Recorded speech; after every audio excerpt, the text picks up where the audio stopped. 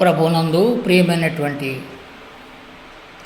దేవుని ప్రియ బిడ్డలారా, ప్రభువైన యేసుక్రీస్తు వారి యొక్క పుణ్యనామములో మీ అందరికీ కూడా హృదయపూర్వక వందనాలు తెలియజేస్తున్నాను. మీ అందరూ కూడా యేసుక్రీస్తు ప్రభు వారి యొక్క ఉచితమైన కృపను బట్టి మీరంతా క్షేమంగా ఉన్నారని, మేమంతా చేస్తున్న ప్రార్థనల ద్వారా మీరు ఆశీర్వాదకరంగా ఉన్నారని నేను నమ్మి ఆశిస్తూ ఉన్నాను. ఈరోజు మరో చిన్న వాక్యాన్ని మీతో పంచుకోవాలనుకుంటున్నాను. అదేంటంటే ఒలీవల కొండ. దానికి ముందుగా ఒక చిన్న ప్రార్థన చేసుకుందాం. ప్రేమ కలిగిన మా తండ్రి యేసయ్యా, మీ గణనామానికి స్తోత్రములు ప్రభువా. మీ అత్యంత కృపా కరుణ కటాక్షమును బట్టి దేవా, మరోసారి నీ బిడ్డలతో మాట్లాడగలిగేటువంటి కృప దయచేసినందుకు నీకు స్తోత్రాలు నా ప్రభువా. వాక్యం మీది, మేము మీ వారము నా ప్రభువా. నాయనా, నన్ను మీ పాదాలకు అప్పగించుకుంటున్నాను తండ్రి. మీరే మాట్లాడండి. వినుట వలన విశ్వాసం కలుగుతుందని మీరు సెలవిచ్చారు నా ప్రభువా. అలాంటి విశ్వాసం కలిగిన బిడ్డలు మీ కృపలో జీవించగలటకు సహాయం చేయమని యేసు నామమున అడిగి వేడుకొనుచున్నాము పరమ తండ్రి, ఆమేన్. యేసు రాజుగా వచ్చుచున్నాడు, భూలోకమంతా తెలుసుకుంటారు. యేసు రాజుగా వచ్చుచున్నాడు, భూలోకమంతా తెలుసుకుంటారు. రవి కోటి తేజుడు, రమ్యమైన దేవుడు రారాజుగా వచ్చుచున్నాడు. యేసు రారాజుగా వచ్చుచున్నాడు, యేసు రాజుగా వచ్చుచున్నాడు, భూలోకమంతా తెలుసుకుంటారు. ప్రియమైన వాళ్ళారా, యేసు ప్రభువారు త్వరగా వస్తున్నారన్న సంగతి ఎన్నో సంవత్సరాల నుంచి మనం వింటున్నాం. అయితే ప్రభు వాక్యం చెప్తుంది ఏంటంటే, రెడీగా ఉండండి.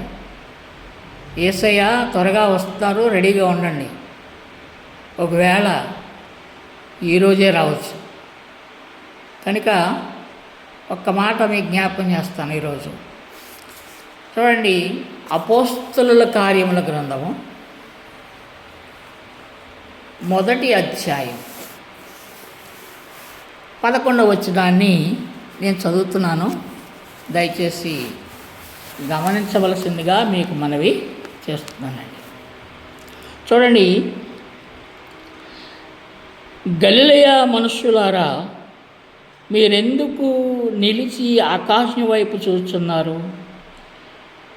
మీ యొద్ద నుండి పరలోకమునకు చేర్చుకొనబడిన యేసే ఏ రీతిగా పరలోకమునకు వెళ్ళుట మీరు చూచిత్రో, ఆ రీతిగానే ఆయన తిరిగి వచ్చునని వారితో చెప్పాను.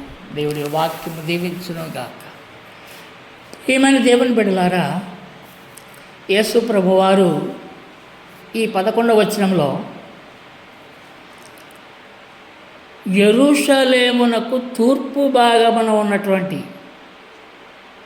ఒలీవల కొండ మీద నుంచి యేసయ్య ఆరోహణమైనట్లుగా మనము చూస్తున్నాం. ప్రియమైన వాళ్ళారా, మోరియా పర్వతం మీద కట్టబడినటువంటి యెరూషలేము దేవాలయము లేక సియోను మందిరము మొట్టమొదటిదైతే అతి ప్రాముఖ్యత సంతరించుకున్నటువంటిది రెండవ పర్వతం ఒలీవల పర్వతం. ఎందుకండి అని మీరు అన్నట్లయితే దేవుని బిడ్డలారా, యేసు ప్రభువారు ఒలీవల కొండ మీదే ఎక్కువ సమయాన్ని గడుపుతుండేవారు శిష్యులతో. రెండవది, ఒలీవల కొండ మీద ఆయన అధికముగా ప్రార్థన చేస్తూ ఉండేవారు. రాత్రంతా ప్రార్థన చేసి పగలేమో సువార్త సేవ చేస్తూ ఉండేవారు యేసుప్రభువారు. రెండు, ఒలీవల కొండ మీద నుంచి యేసయ్య ప్రవచనాలను ప్రవచించినట్లుగా మనం చూస్తూ ఉన్నాం. అదేవిధంగా మరి చెప్పాలంటే చారిత్రకమైనటువంటి ఒక గొప్ప సంఘటన ఏంటంటే, యేసు ప్రభువారు ఒలీవల కొండ మీద నుంచి ఆరోహణమయ్యారు. మళ్ళీ వాక్యం చెప్తుందా, మనం చదువుకున్న వాక్యం, అదే కొండ మీదకి యేసయ్య దిగి వస్తారు అని చెప్తారు.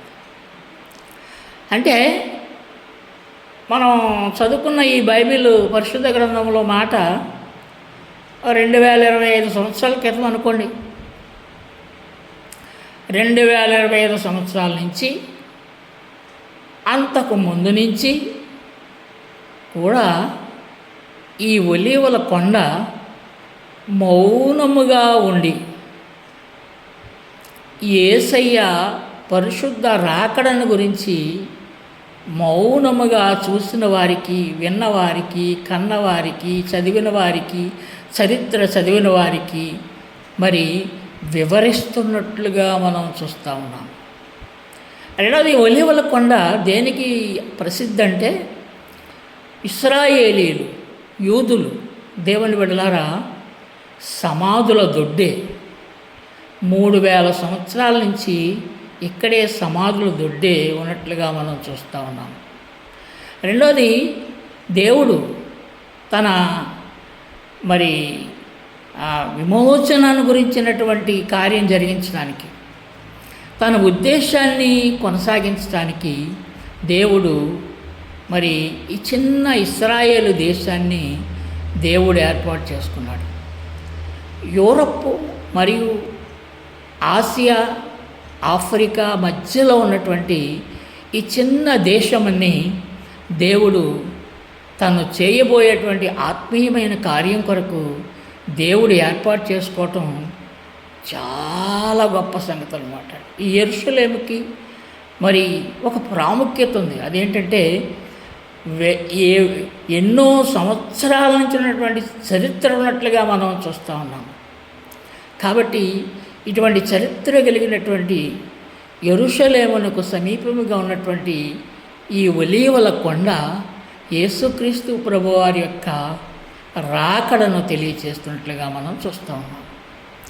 ఈ ఒలీవల కొండకు మరొక పేరేంటంటే అభిషేకింపబడిన కొండ.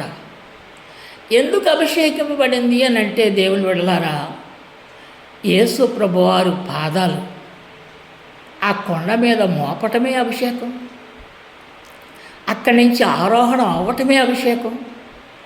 మరలా తిరిగి పరలోకము నుండి ప్రభువు తన పాదములు రెండవసారి ఈ భూమి మీద ఉన్నటువంటి ఒలీవల కొండ మీద మోపటమే అభిషేకం కదా. అభిషక్తుడైనటువంటి యేసుక్రీస్తు ప్రభువారు ఈ భూమి మీద ఒక ప్రత్యేకత కలిగినటువంటి పర్వతం మీద, ఒలీవల పర్వతం మీద ఆయన పాదాలు మోపడం కంటే మరి అభిషేకింపబడటం మరొకటి ఏదైనా ఉందంటారా?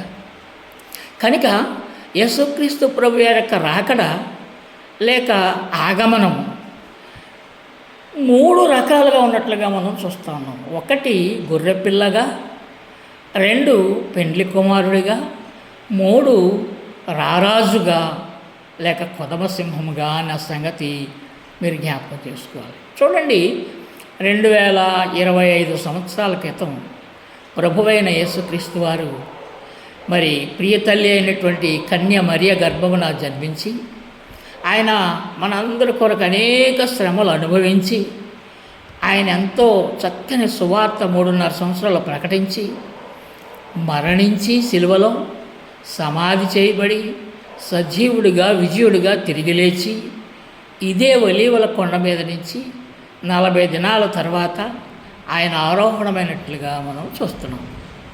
ఇది ఆగమనములో అంటే యేసయ్య రాకడలో మొదటి భాగం. రెండవది, యేసుక్రీస్తు ప్రభువారు పరలోకము నుండి ఆయన పరలోకము నుండి ఆయన మధ్యాకాశమునకు దిగివస్తారు. మధ్యాకాశమునకు దిగివచ్చి, దేవుని బిడ్డలారా, ఆయన మధ్యాకాశమునకు దిగివస్తూ ఉంటే భూమి మీద నుంచి సంఘం ఎత్తబడుతుంది. పరిశుద్ధులు యేసు ప్రభువారు పరలోకమున వస్తారు, భూమి మీద నుంచి సంఘం ఎత్తబడుతుంది. సంఘము, పరిశుద్ధులు, వేవేల దూతలు, యేసు ప్రభువారు మధ్యాకాశంలో 7 సంవత్సరాలు ఉంటారు. దాన్ని 7 సంవత్సరాల విందు అంటారు. భూమి మీద 7 సంవత్సరాల శ్రమకాలం అంటారు. 7 సంవత్సరాల తర్వాత యేసుక్రీస్తు ప్రభువారు, అలాగనే మరి 24 పెద్దలు, అలాగనే సంఘము, పరిశుద్ధులు, వేవేల దూతలు అంతా కూడా మరి భూమి మీదకి, అనగా ఒలీవల కొండ మీదకి యేసయ్య వస్తారు. ప్రియమైన దేవుని బిడ్డలారా, ఈ ఆగమనంలో ఉన్నటువంటి 3 విషయాల్ని మనం తెలుసుకోగలిగే వారంగా మనం ఉండాలి.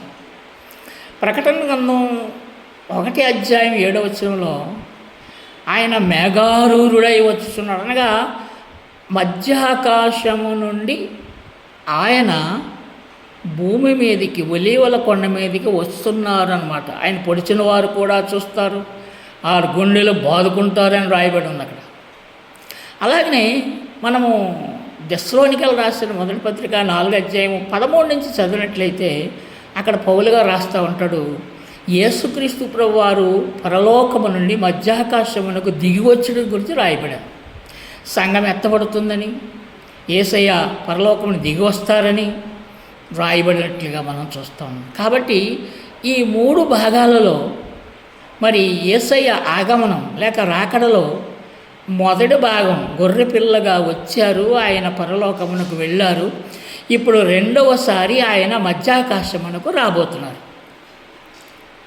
మధ్యాకాశమునకు వచ్చిన తరువాత 7 సంవత్సరాలు జరిగిన తరువాత ఆయన భూమి మీదకి, అనగా ఒలీవల కొండ మీదకి వస్తారు యేసు ప్రభువారు. ఒలీవల కొండ మీదకి వచ్చినప్పుడు ఏం జరుగుతుందంటే చాలా అద్భుతకరమైనటువంటి ప్రవచనం జక్రియా గారు రాస్తూ ఉన్నాడు. దయచేసి నేను మీకు చదివి వినిపిస్తాను, కొంచెం సహకరించాలని మీకు మనవి చేస్తున్నాను. చూడండి, జక్రియా గ్రంథం 14వ అధ్యాయం 4వ వచనం చదువుకుందాం. ఆ దినమున యెరూషలేము ఎదుట తూర్పు తట్టున ఒలీవల కొండ మీద ఆయన పాదములోంచగా, ఒలీవల కొండ తూర్పు తట్టునకు పడమట తట్టునకు నడిమికి విడిపోయి సగము ఉత్తర తట్టునకును సగము కొండ దక్షిణ తట్టునకును జరుగును గనుక విశాలమైన లోయ ఒకటి ఏర్పడును. దేవునికి స్తోత్రం చెప్పండి, హల్లెలూయా.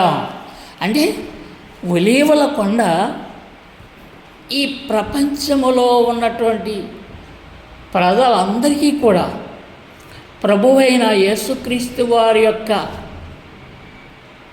ఆగమనాన్ని, రాకడని తెలియజేయటానికి ఒక కేంద్ర బిందువుగా దేవుడు ఏర్పాటు చేసుకున్నాడు అన్నమాట. ఆ 4 భాగాలుగా ఒలీవల కొండ విడిపోయినప్పుడు మరి యోవేలు ప్రవక్త రాస్తూ ఉంటాడు 3వ అధ్యాయంలో, అక్కడ యెహోషువపాతు లోయ ఏర్పడుతుందని, ఆ లోయలో 3వ ప్రపంచ యుద్ధం జరుగుతుందని రాయబడింది. కనుక నేను చరిత్ర గురించి చెప్పడానికి నేను ఇష్టపడటం లేదు. కాబట్టి ఇప్పుడు ఈ ప్రత్యేకమైన సమయంలో ఇటువంటి ప్రాముఖ్యత కలిగినట్లు ఒలీవల కొండ మీద యేసుప్రభువు వారు ఎలా ఆరోహణమయ్యారో అలాగే ఒలీవల కొండ మీదకి దిగి వస్తారనే సంగతి మీరు జ్ఞాపకం చేసుకోవాలి. కాబట్టి యేసుక్రీస్తు ప్రభువారి యొక్క రాకడ మరి సత్యము, తథ్యము, నిజము, ఖచ్చితము, ఇందులో ఏ విధమైన లోపము, అబద్ధం లేదు అనటానికి యెరూషలేమునకు సమీపంగా ఉన్నటువంటి ఒలీవల కొండ ఒక చారిత్రకమైన ఆధారముగా ఉన్నట్టుగా మనం చూస్తూ ఉన్నాం. ప్రియులారా, ఆ కొండ సైలెంట్గా ఉంది, మౌనంగా ఉంది. కానీ అక్కడికి వెళ్ళి మనం కానీ చూసినట్లయితే ఆ కొండ మనకి బోళ్ళంత బోధ చేస్తూ ఉంటుంది. ఏమనంటే యేసయ్య వస్తున్నారు, యేసయ్య వస్తున్నారు, సిద్ధంగా ఉండండి, రెడీగా ఉండండి, ఎత్తబడాలండి అని చెప్పబడుతుంది. కాబట్టి దేవుని బిడ్డలారా, మీరందరూ కూడా ఈ ప్రాముఖ్యమైనటువంటి విషయాల్ని మీరు జ్ఞాపకం చేసుకొని మరి విశ్వాసమునందును ప్రార్థన యందును ఎలా నిలకడగా ఉంటున్నారు, అదేవిధంగా ప్రభువు రాకడ కొరకు సిద్ధముగా ఉండాలని ప్రభునందు మీకు నేను మనవి చేస్తూ ఉన్నాను. Be ready, Jesus is coming perhaps today. దయచేసి మర్చిపోకండి ఈ విషయాన్ని. యేసు రాజుగా వచ్చుచున్నాడు, భూలోకమంతా తెలుసుకుంటారు. యేసు రాజుగా వచ్చుచున్నాడు, భూలోకమంతా తెలుసుకుంటారు. క్రైస్తవుడా మరువబోకు ఆయన రాకడా, క్రైస్తవుడా మరువబోకు ఆయన రాకడా. కనిపెట్టి ప్రార్థన చేసి సిద్ధముగా నుండు, కనిపెట్టి ప్రార్థన చేసి సిద్ధముగా నుండు. రెప్పపాటున మారాలి, యేసయ్య చెంతకు చేరాలి, యేసయ్య చెంతకు చేరాలి. యేసు రాజుగా వచ్చుచున్నాడు, భూలోకమంతా తెలుసుకుంటారు. ప్రభు మిమ్మలను క్రైస్తవ సమాజం అంతటినీ కూడా, ఈ ప్రపంచంలో ఉన్నటువంటి క్రైస్తవులందరినీ కూడా శుభప్రదమైనటువంటి ప్రభువైన యేసుక్రీస్తు వారి యొక్క రాకడకు సిద్ధపరచునుగాక. ఆమేన్. చిన్న ప్రార్థన చేస్తాను. ప్రేమ కలిగిన తండ్రి, వందనాలు ప్రభువా. ఇంతవరకు మీరు మాట్లాడిన మాటల ద్వారా నీ బిడ్డలు నాయనా మీ రాకడకు సిద్ధంగా ఉంటాను కృప దయచేయమని యేసు నామములో అడిగి వేడుకుంటున్నాను పరమ తండ్రి. ఆమేన్. ప్రియమైన దేవుని బిడ్డలారా, మరి యూట్యూబ్లో కనక వెంకట వరప్రసాద్ గంట అని కొట్టండి. యూట్యూబ్లో ప్రసంగాలు ఓపెన్ అవుతాయి. మరి దయచేసి మర్చిపోవద్దని మనం చేస్తున్నానండి. రెండవది, నేను తాడేపల్లి గురించి మాట్లాడుతున్నాను. తాడేపల్లిగూడెంలో 24వ వార్డులో కొత్త ఫ్లైఓవర్ ప్రక్కనే బోర్న్ అగైన్ ప్రార్థనా మందిరములో నేను దైవజనుడిగా ఉన్నానండి. దయచేసి ఆదివారం 11 గంటల నుంచి 2 గంటల వరకు ఆరాధన ఉంటుంది. మొదటి ఆదివారం ప్రభురాత్రి భోజన సంస్కారం ఉంటుంది. సంఘం అంతటికీ కూడా భోజనాలు ఉంటాయండి. ప్రతి శుక్రవారం 11 గంటల నుంచి 2 గంటల వరకు ప్రార్థన ఉంటుంది, ఉపవాస ప్రార్థన ఉంటుంది, 7 ప్రార్థన ఉంటుందండి. దయచేసి ప్రేమతో మిమ్మల్ని ఆహ్వానిస్తూ ఉన్నాను. దయచేసి దేవుడు అద్భుతములు చేయగలిగిన దేవుడు. మరి అనేక అద్భుతాలు చూసినటువంటి వారు ఉన్నారండి. దేవుని బిడ్డలారా, మీ కొరకు ప్రార్థన చేస్తాను కనుక దయచేసి ఫోన్ చేసి మీరు రావాల్సిందిగా మీకు మనవి చేస్తూ ఉన్నానండి. ఇంకా అనేకమైనటువంటి దైవ సందేశాలు వీడియో ద్వారా చేయగలుగుటకు దేవుడు కృప దయచేయాలని దయించిన కొరకు ఓ చిన్న ప్రార్థన, మీ అనుదిన ప్రార్థనలో మా కుటుంబం కొరకు, మా సంఘం కొరకు జ్ఞాపకం చేసుకోవాలని మిమ్మల్ని నేను రిక్వెస్ట్ చేస్తూ ఉన్నాను.